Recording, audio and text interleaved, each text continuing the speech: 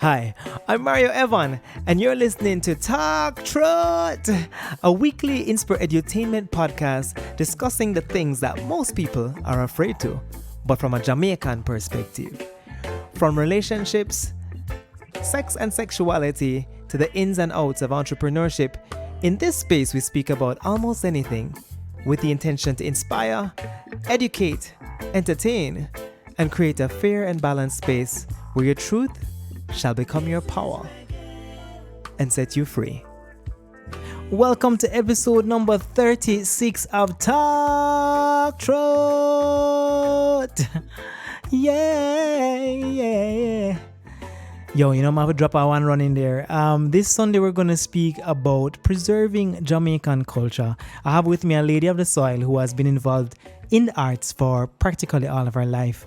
And I'm a man of the arts as well. So we both have a very light, heavy, riveting, all about the place we go as we talk about elements of Jamaican culture, how they can be preserved in our nation, and just all of the things that we could do differently as we talk about how it existed, how it's existing, and how we can see it looking better in the future.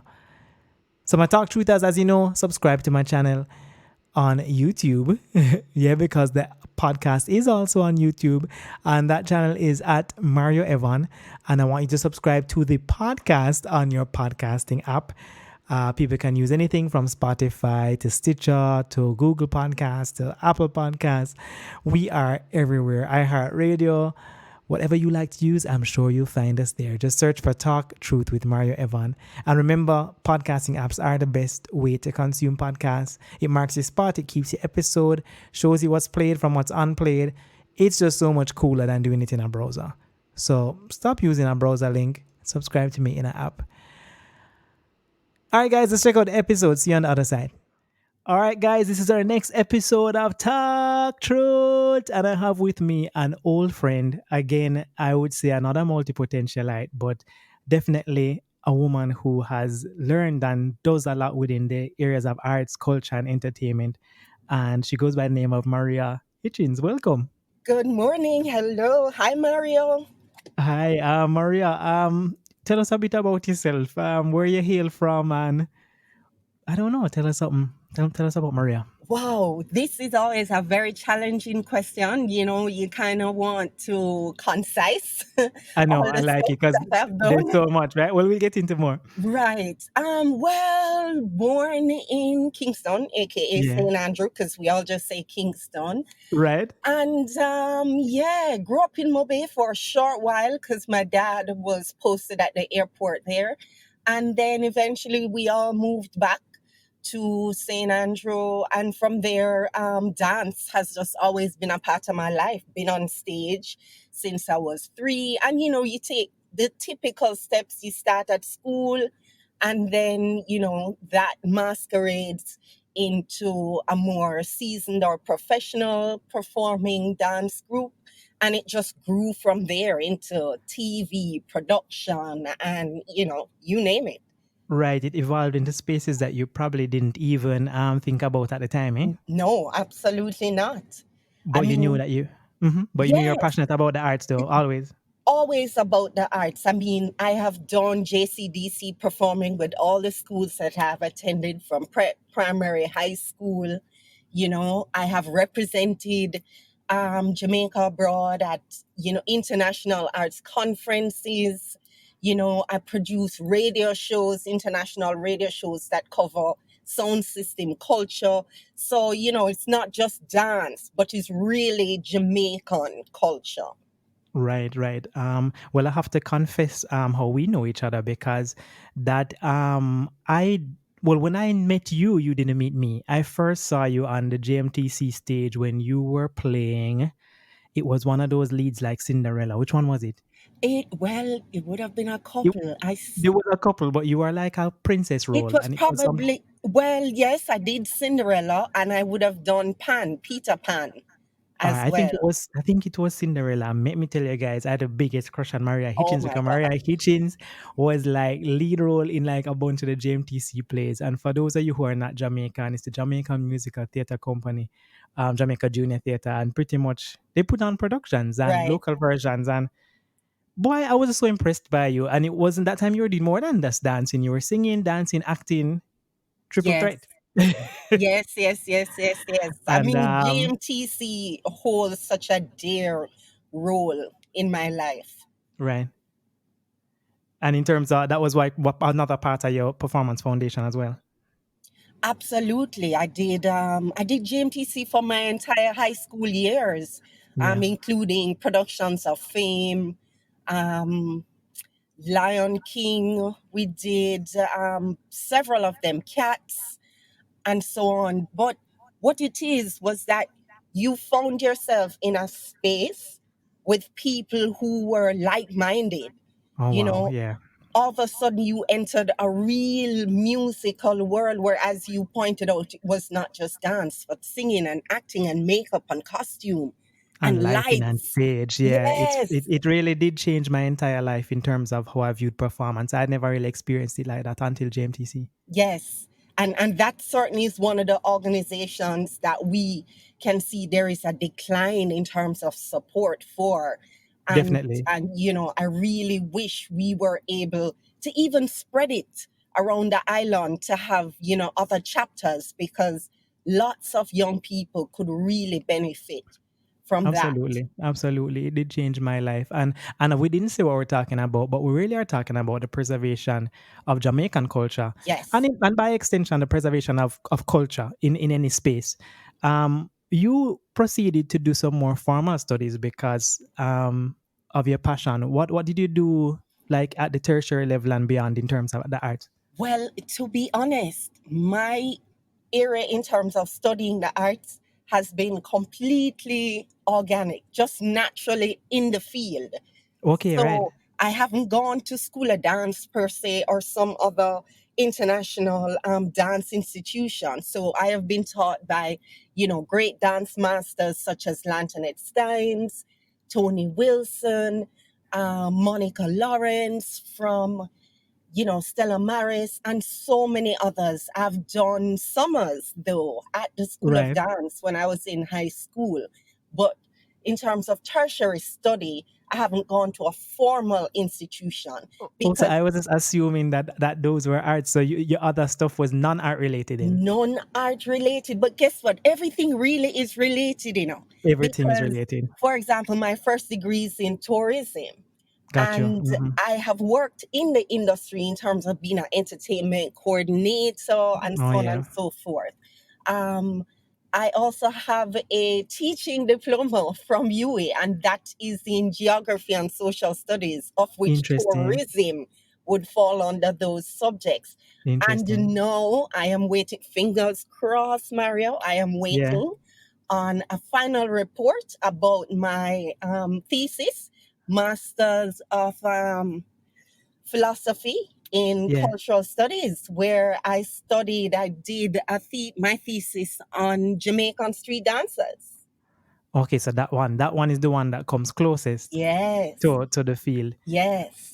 Wow, that's interesting. Tourism, geography. All right. Wow. And all right. So you said in the field you do a lot of stuff in the arts.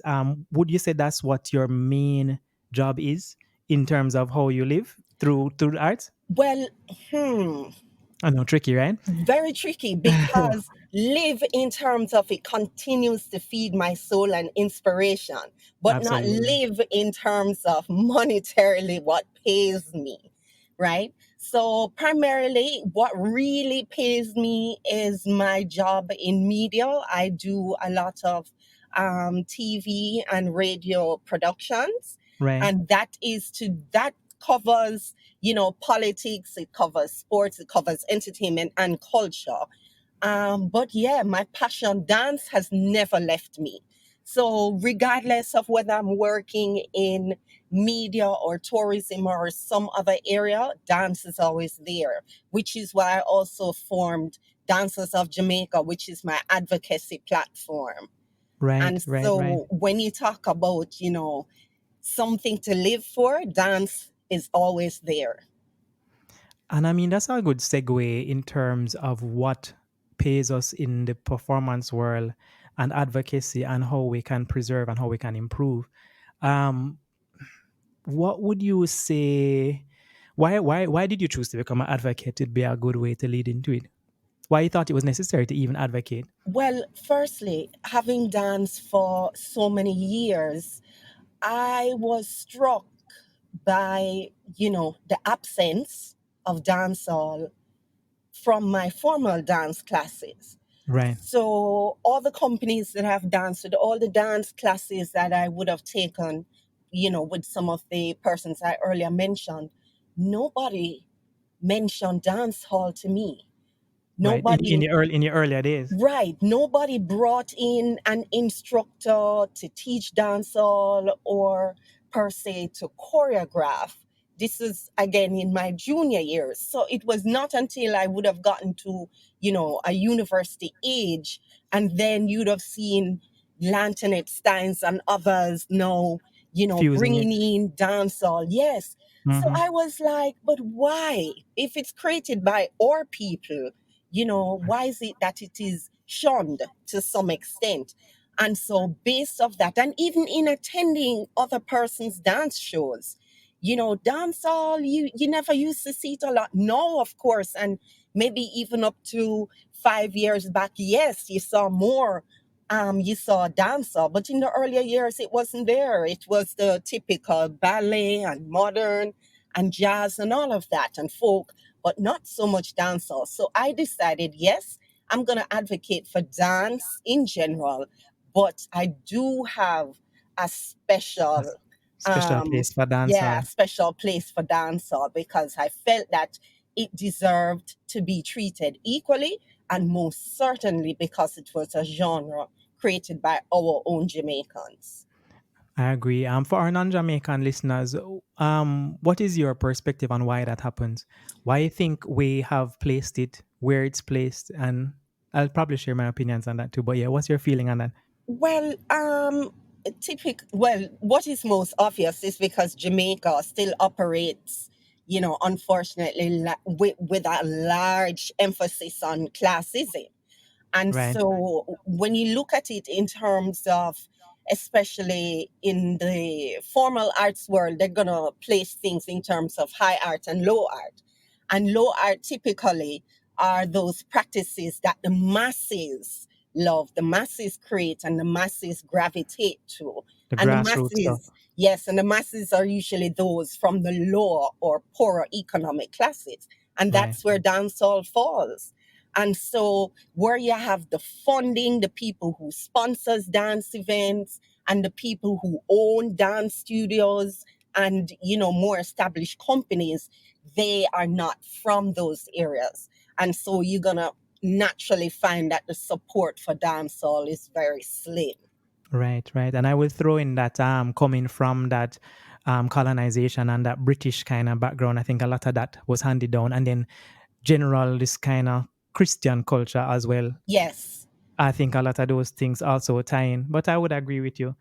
Funnily for me, just as a person, I have always loved dancehall growing up, but I think it wasn't until I became older as well that I cared less about how it functioned. So for me, when I see dance, I see black culture and African culture, and I see Yes. dance as cultural. I don't see it as slack to me, but I guess it depends on how you utilize it. But overall, I see it as a beautiful thing. Yes, but you see, that's the thing. If you, everybody is going to ascribe a different meaning, and it really depends, especially from your sociocultural background, the way you're Right, going to view something. right, So for most of us, who most, because not all of us, most of us who are dancers are from the art world, we would right, just say dance is dance right. because we understand that dancing jazz and dancing dancehall is also about celebrating people and life and creativity and And freedom. communication, right? Exactly. Hmm. But for some of us, because our social background, how we grew up, and as you mentioned, religion and other, constructs, it will still cloud our judgment to say, well, the dancehall person in the so-called impy skimpy is slackness, but we don't view the ballet dancer who is equally in very clingy, Very, tight very clad tight clothes, right? Yeah. clothing. We don't Sometimes very view little clothing. exactly. We don't view it with the same lens to say it's slackness. Right, right, right. And then we get into whole dancehall and soca argument too. Right. And But a lot yeah, of times it really is us putting our personal views on what somebody else is doing. right. But if you stripped away all of those views and just looked at people dancing, if they were all dancing together without the music, Yes. it would just be movements, right? Right. And so you see, what really needs to happen is that more of us need to have a conversation with these persons, find out their perspective, what's their meaning when they wear that, when they do a Right, particular right, right, pelvic movement, what right, it is that they're thinking of, what it is that they wish to convey to the public. And then we might find that, okay, our views might just change. So it is that dialogue and communication that I often see as being missing. And so my platform, such as Dancers of Jamaica, we aim to bridge that communication gap. And so, in creating the social media platforms, we're on Twitter, Facebook, Instagram, I will showcase various dance genres. So I will showcase dancehall dancers. I will showcase the established, modern dance companies. I will showcase the folk dance groups.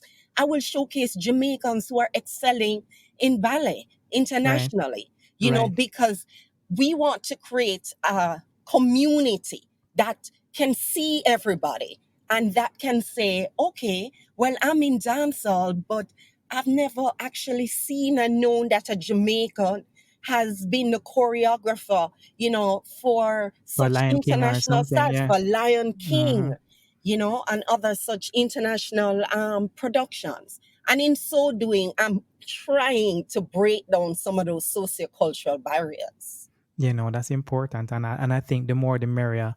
And as you said, a lot of how we position things is really based on our lens and our Yes, perspective, and people really don't have the conversation to just make an assumption. yes, that's what it People is. are very assumptive. All Yes, right, I want you to take me. We are talking about preservation of culture. In a conversation we had off the air, you were mentioning how you mentioned the kids who love soca about Byron Lee and the Dragonaires, and they were like, "Who?" And likewise, if you talk, they love dancehall, but they don't know anything about the 90s dancehall and the background of dancehall. yes. How you feel about music, dance, just general cultural education in prep to primary to high school level? Well, you see, this is it. Um, I mean, I don't even know what exists. I know in what I don't even know if I got any. I mean, I got music. I went to music class, but we learned about notes and scales. And in Uh, music class, we but were all ushered to buy a recorder, right? we were buying recorders. We all had used a recorder back then. And how many of us can actually even play one song on the recorder? I just don't even know why we had a recorder. You know Why? what I mean? In Trinidad, everybody has to take steel pan lessons. Isn't that wonderful? Right. So you're playing the Because that's instrument of your culture. exactly, Mario. It's specifically tied back to their I mean, I country. love play a mentor box or something, Exactly, but I Mario. never even saw one. I mean, probably I would have seen one if I see a mentor band in Portland or Most at a of us, hotel or in the exactly. country, but I wouldn't have seen it in school. Exactly. Or if you A went Roomba box, I to, mean. definitely if you went to a primary school, yes, a Yeah. government funded school, Yeah. you would have perhaps encountered one when they came in, when you had like Heroes Day events and so Right. on, Right. right? Right. But again, that's a primary school. So not Yeah. all schools, some prep schools, but not all schools again. So why are we being Jamaicans, living in Jamaica, and not at least having equal access Right. to our own music culture? It's funny when I went to Berkeley College of Music in Boston to do my music degree. It was when I realized how little I knew about my own culture, and it was a little embarrassing at times because I was at times I was the only Jamaican in the school, and people looked to you for knowledge and they expected you to know like the Bob Marley songs. You were supposed to know all the lyrics. They just assumed that this is something you would have in the bag. Right.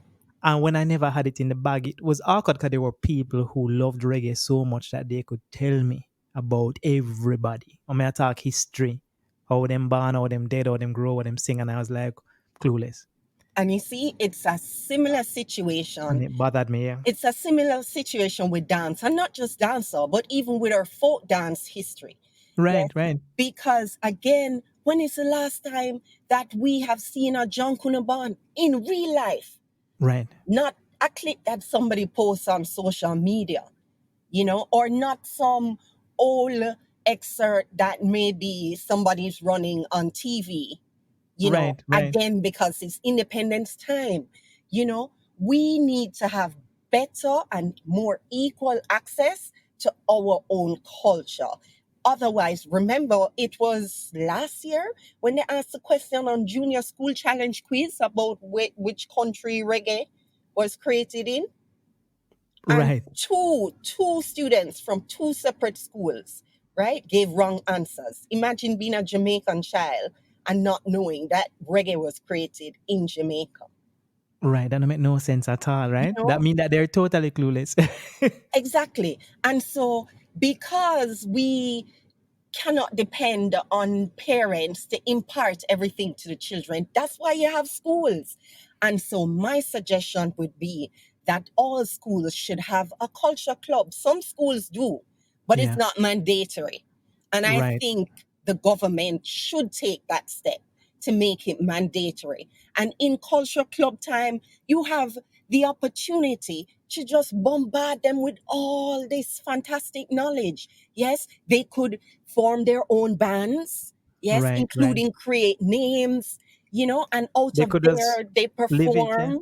They Mhm. could compete against each other within each schools, and then now nationally they could come and compete even outside of what JCDC does. The more the merrier. Yes, Yeah.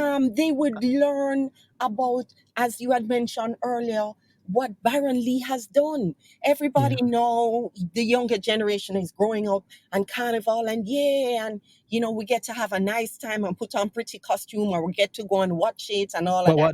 what does it mean, right? And where's it coming from? Yeah. Exactly. So a lot of people don't realize that Baron Lee used to take dancehall down the islands when his band used to travel, Right. long before our artists used to go down the islands and perform for themselves.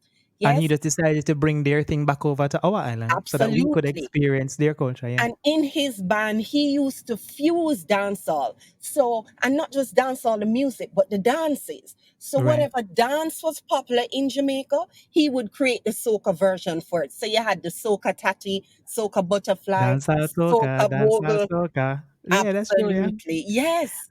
And these are some of the things that I teach in my course at Edna Manley College. Because what I did, I took it a step further. I said, okay, since there's a gap and people are not communicating, and since every school doesn't have a culture club, the least Right. I can do is try and grab people who are attending the School of Art.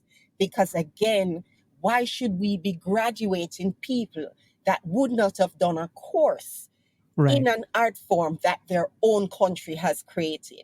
So I wrote two courses, generally centered on our popular dance culture, majority Mm-hmm. of which is on dancehall, but soca Mm-hmm. is in there too because we participated in that. And it is now offered at the School of Dance.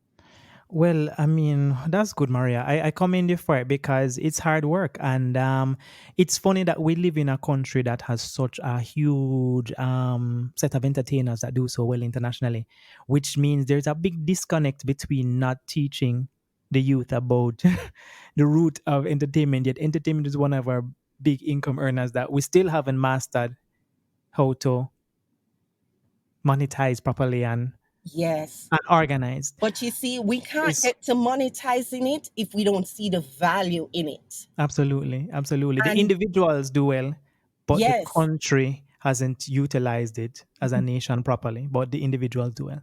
right. Because the point is, all of us don't have to become DJs, all of us don't have to become dancers or musicians, right?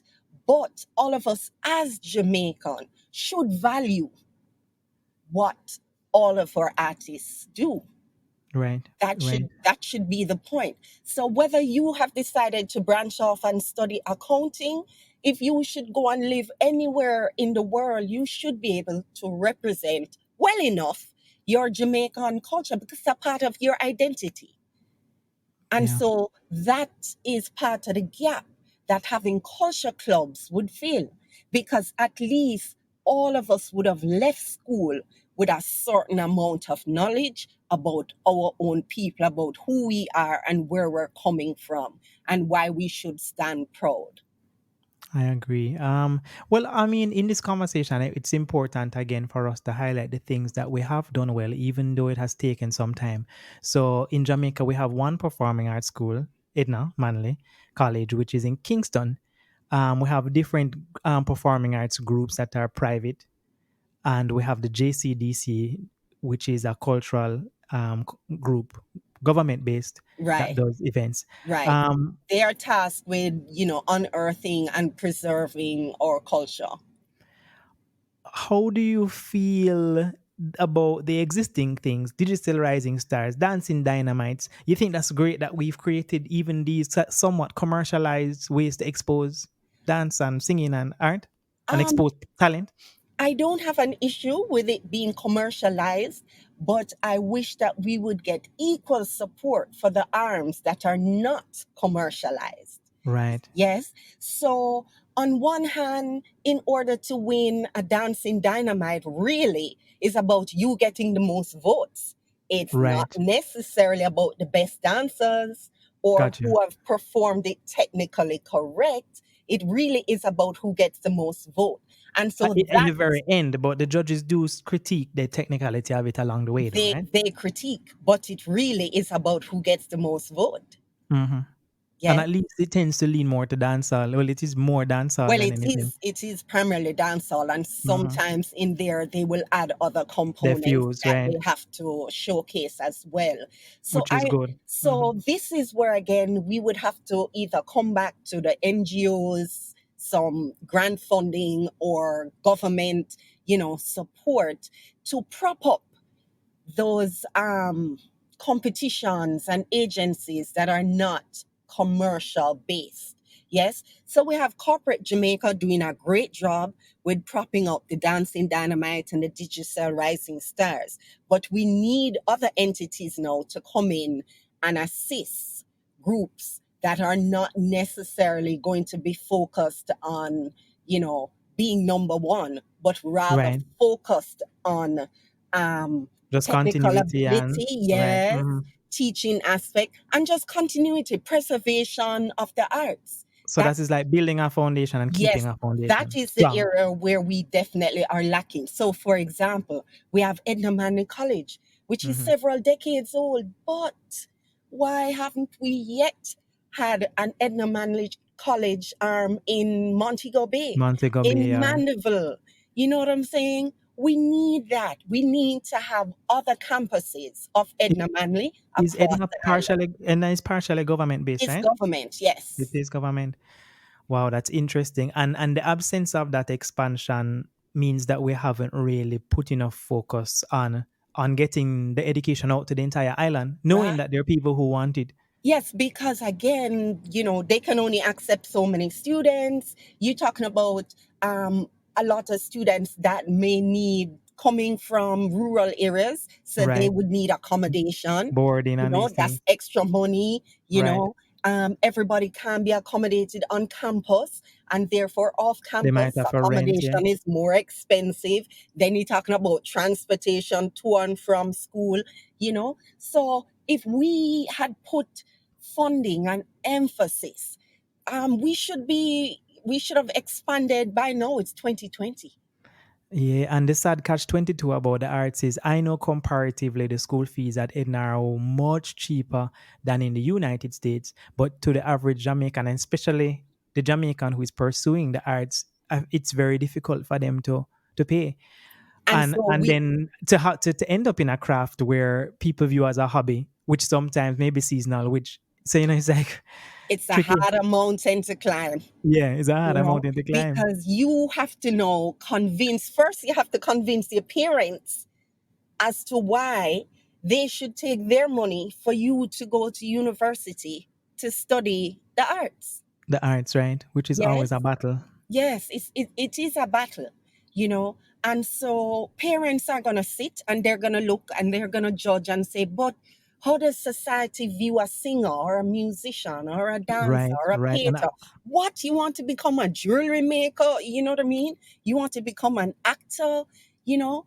And so they're going to weigh all of that. They're going to look on not just how society, but also how government treats it. So, do we glorify our arts once or twice a year, and the rest of the year, what happens? We put a lot of money into it for Grand Gala and Independence. We put funding into it for Heroes Weekend when we definitely look at our more indigenous art forms. But what happens for the rest of the year? You know, yes, I'm you glad want that, to yeah. study arts at college, but how come, if we've done so well, how come we don't have a performing arts high school? Mommy and daddy work so hard, they have to weigh all of that. Yeah, I'm glad you touched on kind of the seasonality of how we are as Jamaicans and how the government sometimes operates. So we have specific days in the year, our Independence and Emancipation Day, and that's when a lot of the cultural events tend to happen. But why don't we have other things that run throughout the year? It's always so sporadic, Right. how things appear. Well, we have Reggae Month now, which is growing. I think they did a much better job this year than in previous years, to me, in terms of promotion. And just they had an app, so you knew when the events were going on, and some of the events got fair support. But we can still do better. But as you say, it starts from the root, because I think 'cause we weren't ingrained learning a lot of this stuff coming up. You don't even develop this culture of owning it as yours in a way. You know it's yours, but I don't know if you identify with it Exactly. the And way that you should feel passionate about it and to if want to you support these things. if you don't identify with it as such, then you're not going to get that support. You're not going to get the No, you're not going long term, no, meaningful support. no, So you're sir. not going to get hundreds of dance advocates like myself, Right, right. who put time and money and who will, knock on the door of a Edna Manley for so many years and not give up until finally you get in with, the first and accredited tertiary course, possibly in the Caribbean to do with dancehall dance. A lot of Right, because people you had will. to present yourself to them. Absolutely. My Yeah, courses had to go through the University Council of Jamaica. Several times they send it back and you tweak it and you send it in again. And you have to have the patience to wait because, they have a certain time when they meet throughout the year to evaluate these courses, So it took a lot of patience. A lot of us are not going to be as patient and as determined as I am. And again, because you don't identify the value in it as such. yeah. Maria, I wanted to talk to me a little bit about how we can not do things the same way over and over. You've mentioned some along the way in the conversation, but moving forward, what do you think are some of the things that we could do to, I mean, any additional ideas and things we can create a stronger foundation, create better consistency throughout, and promote better, market better, Well, I build. think there are several things that we can do. One, very important, we have to get the people who are passionate, the people who are in the know, who are experienced, we have to get them in the right circles. Right, No, that is easier said than done because we know how Jamaica is. Everything is clique, network, right, who knows right. who, you know. But without getting those persons in those circles, then it is always going to be a hard task because you need the people on the inside to be able to fight and advocate, as to And why outside of things getting them need in the to circles, change. you Yes. have to get them together too. Because sometimes it's even hard to get the creatives together, Because they have some of them bitter, some of them want to advocate, some of them don't care no more. And you know what?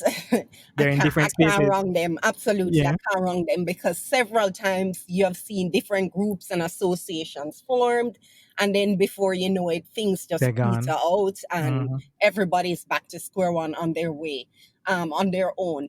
But I But it's like think getting them into the right places, meeting getting in the them right into the circles. right Mhm. places, and two, we have to We have to find a way to get those persons who are already in the spaces, in the know, in the power, in who have the authority, to just kind of let go, free up the reins a little bit, so Right. somebody else can also come in and say, hey, I know you've been doing it this way and you've done an awesome job, but what if we also did this?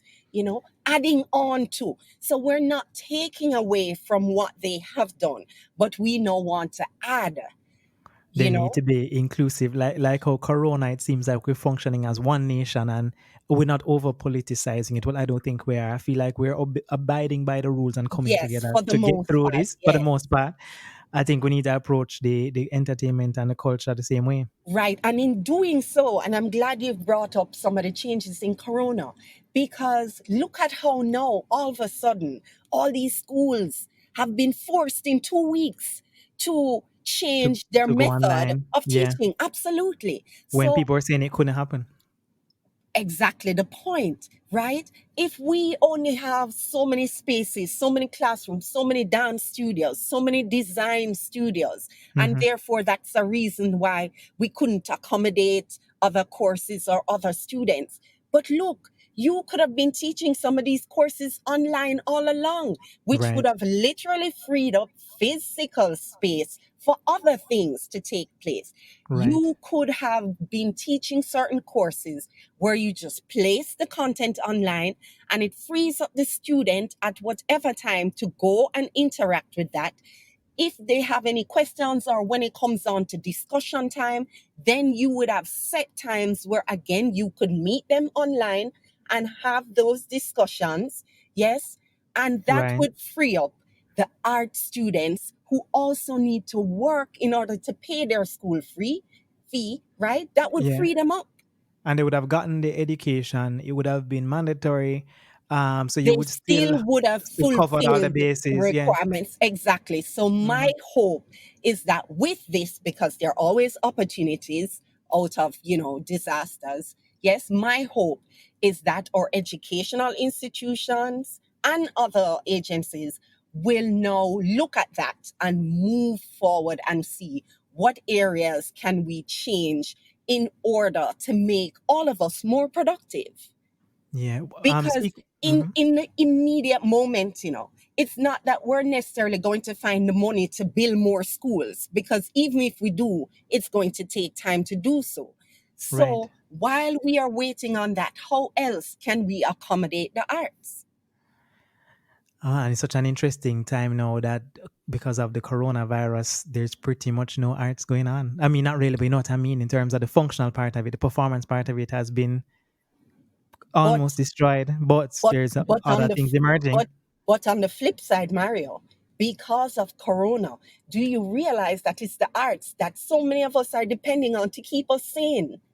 Absolutely. I mean, I created a IGTV, IG live called Song Association with me, and I do it on Sundays. And I've done 2 weeks, and Right. people log on and they're so distracted from all of the Corona Yes. news that they have a good time. So people are still seeking entertainment. Absolutely. And Dancers of Jamaica have posted several videos.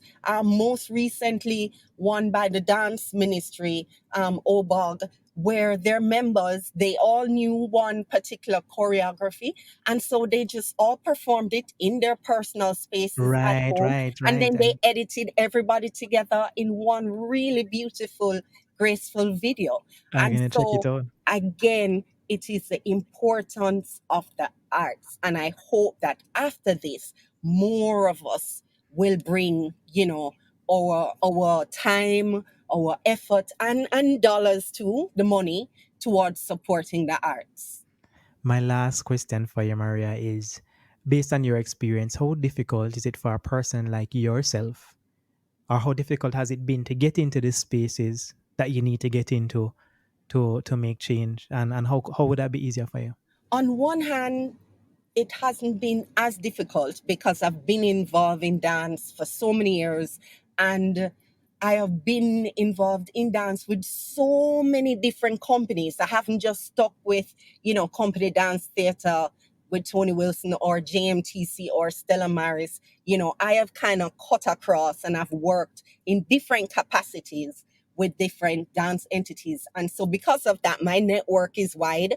and people know me, I know people. But Right. on the other hand, when you really want to make meaningful contributions, and especially if it's to do with dancehall, yes, it's quite difficult. Right. That And change policy old and things. guard, yes, that old guard that we spoke of earlier about, high and low art and what is idleness versus what is valuable art is there. It has changed. Yes, it has broken down, but still a lot of work to be done. Yeah, absolutely.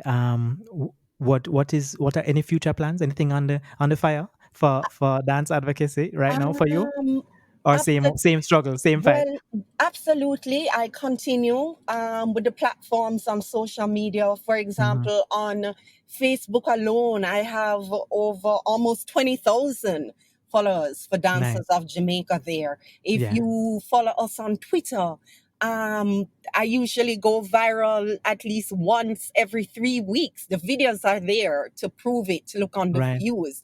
Right. It's awesome. And that is just me, one person giving a platform to what we do here or what our dancers across the world are doing. And so, what I would want to do for sure is to encourage other persons. So, somebody else need to take up the mantle, maybe for music, Right. maybe, in other art areas as well. And so, my plan is to continue that. I also intend to start a video series because usually I'm behind the scenes. Yes, and so I plan to make myself more visible, go on camera and do Right. just do more of I was that. gonna say if you had But more time, you could do YouTube videos and interview yes, choreographers that's and what I plan dancers to and those do. kind of things. Yeah, Yes, I know how because labor intensive it is. It takes a lot of time and it planning. does take a lot of time. And then Yeah. now, of course, I'm gonna have to get dressed. Right. And you do have other jobs. Absolutely, because I'm still producing for Irish and Chin, which is based out of New York. They have Soundchat Radio, you Right. know, and they cater to the diaspora who are always clinging to what's happening in Jamaica for politics and music and sports Yes. and everything. Irish dancing is very popular. Yeah. Yes, so I'm still, I still have that. But because all my dance related tasks, because I'm also an adjudicator for JCDC Right. and, other things that I would have been doing, teaching workshops and so on, those have kind of, simmered down. And so I plan to now just start my videos, yeah, and post them to my Instagram, which I'm at Lady Sound Chat. Right. Drop all of the social media stuff. Drop the that one again and drop the Dancers of Jamaica one. Any other stuff you want people to check out? Right. So for me personally, I'm at Lady Sound Chat on Instagram. But apart from that, to follow my dance advocacy platform, it's Dancers of Jamaica on Instagram, on Facebook, on Twitter. If you type in Dancers of Jamaica, you'll find us. But they didn't allow us to have such a long name, so we had to shorten it to Jamaican Dancers. To Jamaican Dance. That's on Twitter, Yes, right? yes, All right, wonderful. All right, Mario boy, you know what I love about your story, and why you make a great advocate is because to me, a great advocate has lived the journey and they understand it. So you have not only grown in the arts in Jamaica, you've been in many groups, you've performed, you've interacted with the space, with the circle, with the people. So you understand it from the root coming all the way up, and that yes. allows you to be able to represent and fight better. And that's definitely what we need because as we say, he who knows it, yeah? You knows it, let me tell Right. you. We And we feel thank you it, for we it. know it. We feel it, we know it. Wow, Maria, thank you again for all of your work. And I'm glad we had this conversation. I'm also very passionate about a lot of these things. I haven't figured out yet how I'm going to do exactly what you do on the advocacy arm, but this is a part of it, I would say. And we will continue to grow and Ab- keep doing it. yeah, and big up yourself to Mario and thank you for having me. Yeah, man, no, it's a pleasure. And I mean, I'm glad we can reconnect. A long time where I come from. I know. Lion King days, huh? Right, right. We have the pictures, the We pictures. have the pictures. Maria, thank you for your time. Thank you for being on Talk Truth. And yeah, have a wonderful Easter weekend. Big up and be safe. All right, you too. You just listened to episode number 36 with my friend Maria Hitchins as we discussed the preservation of Jamaican culture, something so very important to our nation, so very important to the world that, we have to find ways to pass the information down to the previous generations and to ensure that they have an understanding and a grasp of exactly why we are Jamaican. It's so important. So you know what I need you to do? Of course, I thank you for listening with me every week, and I want you to show us some love by subscribing, rating, and reviewing this podcast in iTunes, and follow us on social media on Facebook, Twitter, and Instagram. On Twitter, we're TalkTruthJA. On Instagram, we're talk.truthJA. And follow me also on Instagram at Mario Evon. And use the hashtag TalkTruthJA and also hashtag TT little w and capital ME. That's TT with me. Guys, always a pleasure. Episode 36 in the can. You done already. You just listened to your 36th episode of Talk Truth. A place where your truth shall become your power and set you free. Until next Sunday, guys, stay safe.